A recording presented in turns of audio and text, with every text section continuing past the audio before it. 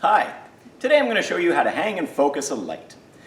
Regardless of the lights that we have here at the Department of Theater, they all have commonalities. No, they all have similarities. No. Hi. Hi.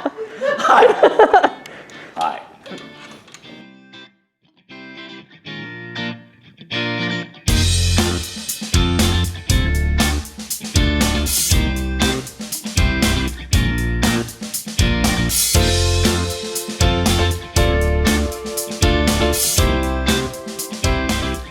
Hi, today I'm going to show you how to hang and focus a light. This is a source 4, probably the most commonly used lighting. Hi.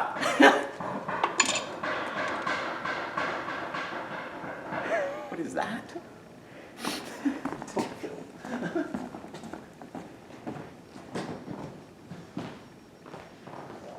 Hi, I'm going to show you how to hang and focus a light. This is a Source 4 Junior Zoom. It's one of the main lights that we have here at the Department of Theater. I'll show you some of the others later. A theater light has some similar components depending on, well, hold on.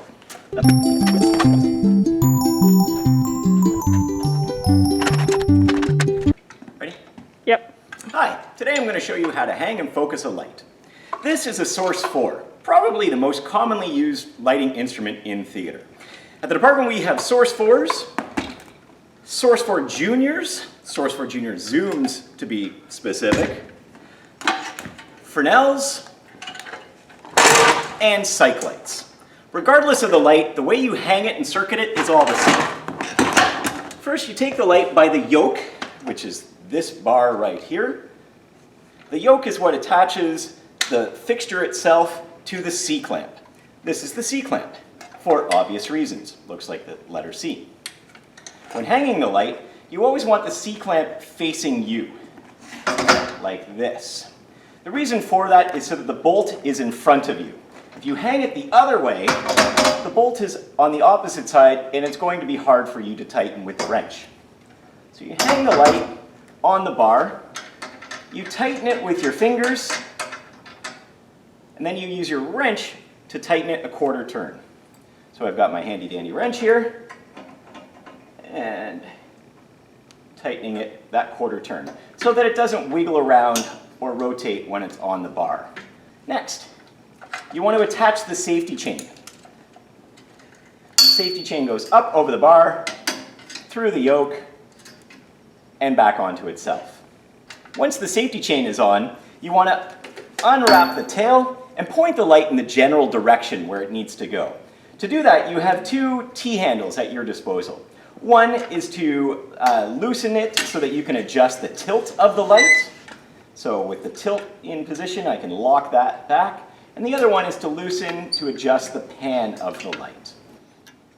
These are just lock screws. So by twisting them, it actually isn't moving the light. You physically need to move the light. They're just locking and unlocking them. So with those generally in the area where I need them to go, I can tighten them back up. Next, with the Source 4, you always want to make sure you pull the shutters. The shutters are the blades which will help kind of focus the light. Next, I want to circuit the light. These are twist lock cables, which means that they only go in one way. To identify which way to go in, the ground of the cable has a little L shape to it and has to meet up with the L shape on the twist lock. Push in, and it's a little click to twist, lock it into position. So now I'm able to focus the light. The lighting designer will tell you specifically what they want to achieve. Generally speaking though, a couple key things is to put the hot spot, the center of the beam of the light, on the object or person which you're focusing to. Next, you often want to go hard to shutter, which means that you're putting in one of the shutter blades and you're going to focus the light to get a nice sharp, crisp edge of light on your beam. So notice though, because the optics, they're inverted. So the left shutter blade controls the cut on, the right shutter blade controls the cut on the left side, and opposite. So the left shutter controls the cut on the right side. So to go hard to shutter, put in one shutter, and then you want to focus the light by using the focus knob underneath the light Now this is a focus lock knob. So by twisting that knob, it's not going to focus the light. It'll just enable you to loosen it so that you can then slide the barrel of the light. The barrel is the part in front of the light. So notice how I can use my fingers to slide that barrel until I get a nice sharp, crisp edge of light. Next, I can use my shutters to frame the object that the lighting designer tells me to do. To frame, there we go. Now I have it the right size, the right shape. Next is to pop in your gel or your color. Gels come in a whole variety of different colors, but they all need to go into a gel frame holder. Sliding the gel in front, into the gel frame holder, and that goes into the front of the light. The front of the light has a gel clip that needs to go to the side. It's spring-loaded, so it goes to the left side and flips up, and then you're able to slide in the gel for your color. Pretty. Some lighting designers don't want that hard edge of light. They want a soft focus to the light. So there's two ways of achieving a soft edge of light in a Source 4. One is to insert a filter known as frost. There's different degrees of frost. This one's a quarter frost. So you'll see when I put that in to my gel frame, and it could be in the same gel frame as my gel, and it doesn't matter which way you put it in the light, whether it's gel first or frost first. But what frost does is just diffuse the edge of light around the perimeter of the beam. It's very important to make sure that your gel clip is down when the gel is in its holder.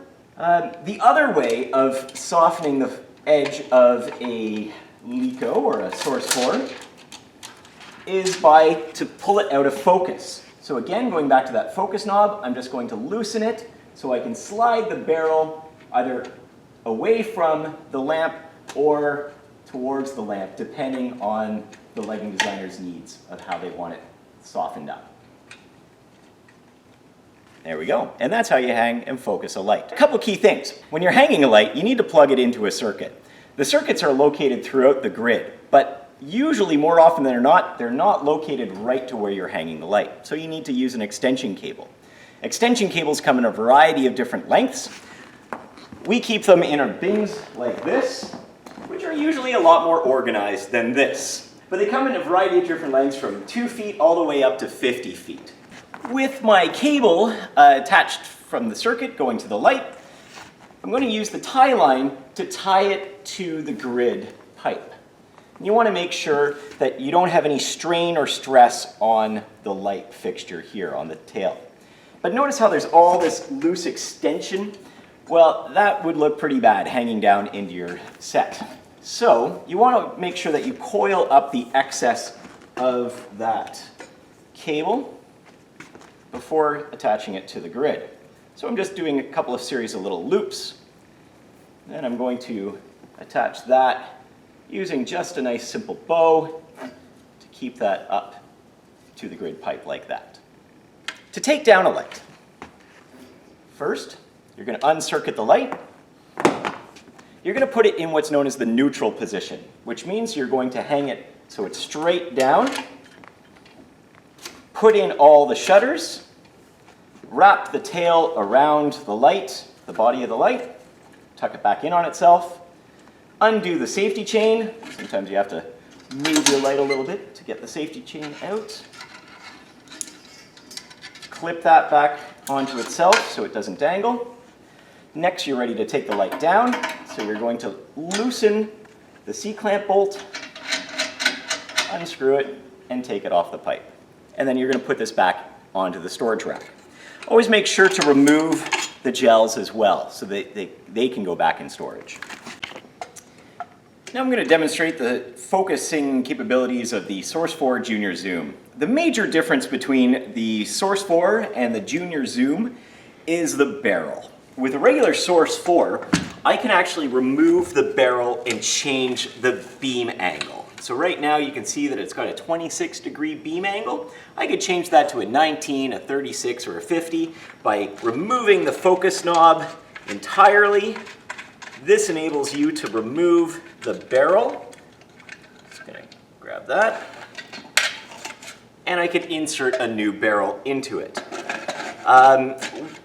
The Junior Zooms, on the other hand, they're called zooms because I can change the beam angles right within the fixture itself. The focus knobs, there's two of them now. The two focus knobs change the position of the lenses in the barrel here. By having them closer together creates a wider beam angle. The farther apart they are from one another creates a more narrow beam angle. This particular model of Junior Zoom can go between 25 and 50 degrees. So if you know the degree that the beam angle that the designer wants ahead of time, before you hang the light, you can actually move those knobs to where they need to be and tighten them up. More often than not, though, you hang the light and then the designer will tell you how wide of a circle to create. So let me just hang the light circuit and demonstrate that. So the key, when you're going hard to shutter here, it's a little bit more challenging because you have two knobs that you have to adjust. So again, the knob is just a lock knob. You just loosen it and slide it back and forth. Loosen, slide. Don't keep twisting, otherwise the knob will fall off and I'll yell at you. There we go. So as you can see, it's a little bit challenging to get a nice crisp edge of light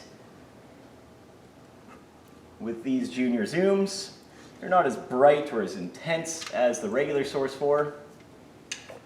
But I'm still able to have some pretty decent control over it. One of the advantages of using a Source 4, whether it's a Source 4 or a Source 4 Junior Zoom, is the accessories that can go into it, such as gobos and irises. Let's start with the iris. An iris is an aperture that can narrow the beam even further than what you can do with the focus by changing the barrel or using the focus knobs. So if I really wanted a nice pin prick spot, I can pop in an iris. That goes on the top of the barrel. There's this flap that has these two little thumb screws. Loosen those to access the spot where the iris goes. You pop it in there. Then with the beam focused, I can use that aperture to make a nice tight little circle like that.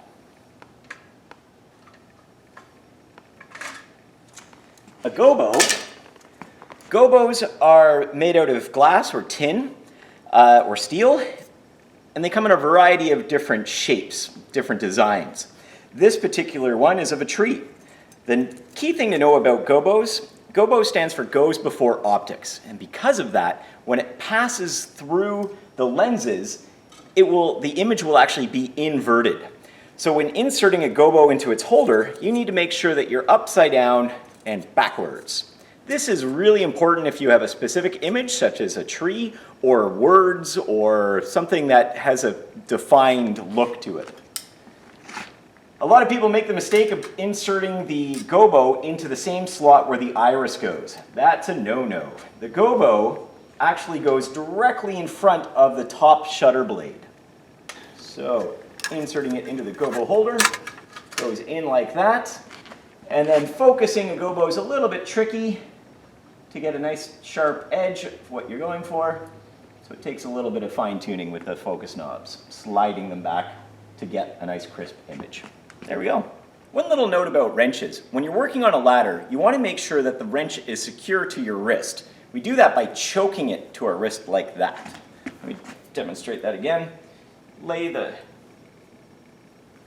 strings over top and feed it through so it chokes on. That way when you're working, if you drop it, it's not going to fall on anybody's head. So don't just loop it through your hand because it could easily fall off and hit somebody. Bad. All right, now I'm going to talk about our friend the Fresnel. Fresnel is another kind of light that we use in theater, primarily as a fill light or a backlight. It hangs the same way. Now in some of our lights, we don't have a T-handle lock knob for the pan. We have a small little pan bolt here.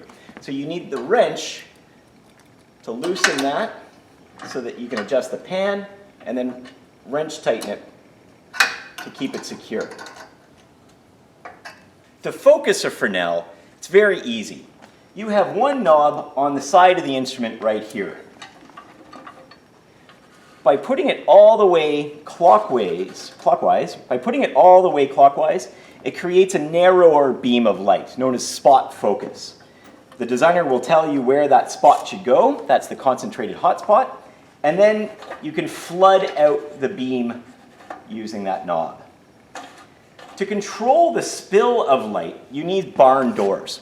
Barn doors are external flaps that control the beam of light in a Fresnel. Barn doors go with where the gel goes, in the gel holder. You need to flip up this little clip. So to do that, you pull the pin and flip it up. You slide in the barn doors, and you put that clip down. Barn doors come with their own safety chain, or safety cable, and so you need to make sure that that is secured around either the yoke or the other safety cable. Now with the barn doors in place, I can use the flaps on the front, the top and bottom to control the spread of the light. These can also be rotated, so if you need the wider blade on the sides, you can do that. You can also insert color into a Fresnel, just like we did with the Lico. So to insert a gel in a Fresnel, you need to make sure that that gel clip is up, slide it in, and put the clip back down. Voila. To take down a Fresnel, it's the same as with a Source 4. You want to put it in the neutral position before taking it down. So we unplug it, close the barn doors, point it straight down, wrap the tail around the light, undo the safety chain,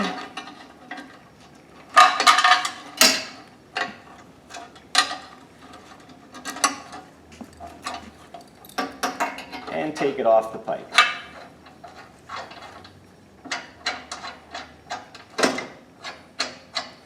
Just be sure to take the gel out so it can go back into storage. And it's okay if you keep the barn door on the light. Last but not least, I'm just going to quickly demonstrate the cyc light. Cyc lights hang exactly the same way as the other instruments. There's very little that you can do in terms of focusing. There's the direction of the light, of where you want it to roughly point. Remember, these are usually illuminating a large cloth upstage known as our cyc or cyclorama.